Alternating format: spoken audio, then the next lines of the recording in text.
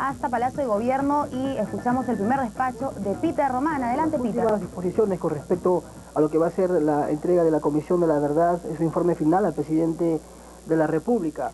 Bueno, vemos ahí las imágenes y parece que ya están a punto de empezar. Peter, si me escuchas. Bueno, estaba supuestamente pactado para las 12 del mediodía la entrega del informe final de la Comisión de la Verdad y la Reconciliación. Vemos ahí que todos los invitados ya están a la espera de la presencia del presidente de la República, luego de que la Comisión de la Verdad entregara este informe. Vemos al embajador del Perú en España, Fernando Olivera, bueno, los diferentes representantes políticos, congresistas y ministros, por supuesto. Veamos si de repente podemos comunicarnos con Peter, quien se encuentra ahí. Por supuesto, en cualquier momento nos va a dar los detalles sobre lo que ahí se viene desarrollando. Tenemos entendido que además de políticos también han sido invitados a esta ceremonia, a esta conferencia de prensa, a los diferentes familiares de las víctimas de esta violencia de los 20 años. Peter, si me escuchas. Verónica, buenas tardes. ¿Cómo estás? ¿Qué tal? ¿Qué nos puedes contar sobre esta conferencia? Sí, mira, bueno, aproximadamente ya hay unos 47 minutos de retraso. Esta ceremonia de entrega del informe final por parte de la Comisión de la Verdad y Reconciliación estaba programada para el mediodía. Sin embargo, debido a la gran cantidad de personas que han sido invitadas, tanto familiares, empresarios, congresistas, ministros, exministros, pues ha habido muchos problemas en el ingreso y vemos pues que la sala aquí en el Salón Dorado se encuentra totalmente llena de todas estas personas a la expectativa pues de la presentación de este informe de la Comisión de la Verdad que se formó pues, recordemos, en el gobierno de Valentín Paniagua. Así es, vemos que ahí ha salido la presidenta del Consejo de Ministros, Beatriz Merino. Sí, Tal vez esto sea el inicio de la presentación del informe. Ahí sí, están los comisionados. Sí, ya están saliendo, son 14 los comisionados que han venido trabajando durante estos 2 años. Ellos van a ocupar aquí pues la parte principal de este escenario y será pues la primera entrega de este trabajo. Recordemos que mañana será pues la culminación de este trabajo final con la entrega de las recomendaciones en la ciudad de Ayacucho. Hemos visto algunas personas congresistas como Jorge del Castillo, tanto de la oposición como del gobierno, el padre Gutiérrez, Gustavo Gutiérrez, el autor de la Teología de la Liberación. Hemos visto también familiares, empresarios como Genaro Delgado Parker, procuradores, el procurador del Estado Luis Vargas Valdivia, también el ex procurador José Ugaz, una serie de personas invitadas a esta ceremonia que ya en breve se debe estar pues iniciando con la participación del presidente Alejandro Toledo y la presidenta del Consejo de Ministros Beatriz Merino. Son un total de 17.000 testimonios, exactamente son 16.985. Esto se ha realizado pues en unos 530 distritos a lo largo de todo el país, en 137 provincias. La comisión ha realizado unas 8 audiencias en total, donde se han pues podido recoger los testimonios de los familiares y bueno, hay mucho temor por este informe, no solamente temor por parte de los familiares que han tenido que recordar todo lo que han vivido durante ese tiempo, sino también temor de algunos sectores políticos, incluso de los militares que temen que hayan pues algunas sanciones en caso de las personas que han sido responsables por parte de este trabajo, ¿no? De estos testimonios que se han venido recogiendo. Ya se vienen escuchando las palabras del moderador, hace pues su ingreso el presidente de la República, Alejandro Toledo, y se inicia pues ya esta ceremonia que se nos dicen, habrá un discurso de por lo menos unos 40 Peter, minutos. Para poder escuchar precisamente el discurso, vámonos rápidamente a una pausa y regresamos contigo de inmediato.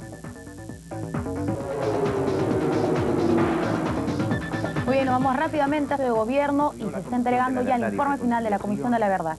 Se nos encomendó una tarea vasta y difícil: investigar y hacer pública la verdad sobre las 2 décadas de origen político que se iniciaron en el Perú en 1980. Al cabo de nuestra labor, podemos exponer esa verdad con un dato que, aunque es abrumador, resulta al mismo tiempo insuficiente para entender la magnitud de la tragedia vivida en nuestro país. La Comisión ha encontrado que la cifra más probable de víctimas fatales en esos 20 años supera los 69.000 peruanos y peruanas muertos o desaparecidos a manos de las organizaciones subversivas o por obra de agentes del Estado. No ha sido fácil ni mucho menos grato llegar a esa cifra, cuya sola enunciación parece absurda. Y sin embargo, Ella es una de las verdades con las que el Perú de hoy tiene que aprender a vivir si es que verdaderamente desea llegar a ser aquello que se propuso cuando nació como república. Un país de seres humanos iguales en dignidad, en el que la muerte de cada ciudadano cuenta como una desventura propia y en el que cada pérdida humana, si es resultado de un atropello, un crimen, un abuso, pone en movimiento las ruedas de la justicia para compensar por el bien perdido y para sancionar al responsable. Nada o casi nada de eso ocurrió en las décadas de violencia que se nos pidió investigar. Ni justicia, ni resarcimiento, ni sanción.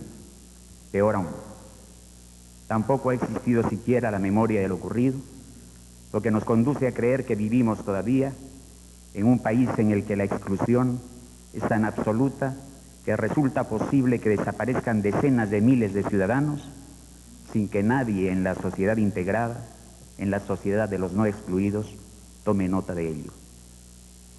En efecto, los peruanos solíamos decir en nuestras peores previsiones que la violencia había dejado 35.000 vidas perdidas.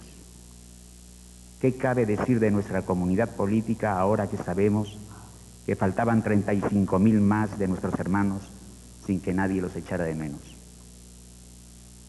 Se nos pidió averiguar la verdad sobre la violencia, señor presidente, y asumimos esa tarea con seriedad y rigor, sin estridencias, pero al mismo tiempo decididos a no escamotear a nuestros compatriotas ni una pizca de la historia que tiene derecho a conocer. Así, nos ha tocado rescatar y apilar uno sobre otro, año por año, los nombres de decenas de miles de peruanos que estuvieron, que deberían estar y que ya no están. Y la lista que entregamos hoy a la nación es demasiado grande como para que en el Perú se siga hablando de errores o excesos de parte de quienes intervinieron directamente en esos crímenes. Y la verdad que hemos encontrado es también demasiado rotunda como para que alguna autoridad o un ciudadano cualquiera pueda alegar ignorancia en su descargo. El informe que le entregamos expone, pues, un doble escándalo: el del asesinato, la desaparición y la tortura en gran escala, y el de la indolencia, la ineptitud y la indiferencia de quienes pudieron impedir esta catástrofe humanitaria y no lo hicieron. Son las cifras abrumadoras, pero así y todo, ellas no expresan desgraciadamente la real gravedad de los hechos. Los números no bastan para ilustrarnos sobre la experiencia del sufrimiento y el horror que se abatió sobre las víctimas. En este informe cumplimos cabalmente el deber que se nos impuso y la obligación que contrajimos voluntariamente de exponer en forma pública la tragedia como una obra de seres humanos padecida por seres humanos. De cada 4 víctimas de la violencia, 3 fueron campesinos o campesinas cuya lengua materna era el quechua, un amplio sector de la población históricamente ignorado, hasta en ocasiones despreciado, por el Estado y por la sociedad urbana, aquella que sí disfruta de los beneficios de la comunidad política. El insulto racial, el agravio verbal a personas desposeídas, resuena como abominable estribillo que precede a la golpiza, al secuestro del hijo, al disparo a quemarropa. Indigna escuchar explicaciones estratégicas de por qué era oportuno, en cierto recodo de la guerra, aniquilar a esta o aquella comunidad campesina o someter a etnias enteras a la esclavitud y al desplazamiento forzado bajo amenazas de muerte. Mucho se ha escrito sobre la discriminación cultural, social y económica persistente en la sociedad peruana. Poco han hecho las autoridades del Estado o los ciudadanos para combatir semejante estigma de nuestra comunidad. Este informe muestra al país y al mundo que es imposible convivir con el desprecio, que este es una enfermedad que acarrea daños tangibles e imperecederos. Desde hoy, el nombre de miles de muertos y desaparecidos estará aquí, en estas páginas, para recordarnos. Hay responsabilidades concretas que establecer y señalar. El país y el Estado no pueden permitir la impunidad. En una nación democrática, la impunidad y la dignidad son absolutamente incompatibles. Hemos encontrado numerosas pruebas e indicios que señalan en dirección de los responsables de graves crímenes y respetando los debidos procedimientos con procuradores y jueces ad hoc, los haremos llegar a las instituciones para que se aplique la ley. La Comisión de la Verdad y Reconciliación exige y alienta a la sociedad peruana en su totalidad a acompañarla en esta demanda para que la justicia penal actúe de inmediato, sin espíritu de venganza, pero al mismo tiempo con energía y sin vacilaciones. Sin embargo, hay algo más que el señalamiento de responsabilidades particulares. Hemos encontrado que los crímenes cometidos contra la población peruana no fueron, por desgracia, actos aislados atribuibles a algunos individuos perversos que transgredían las normas de sus organizaciones.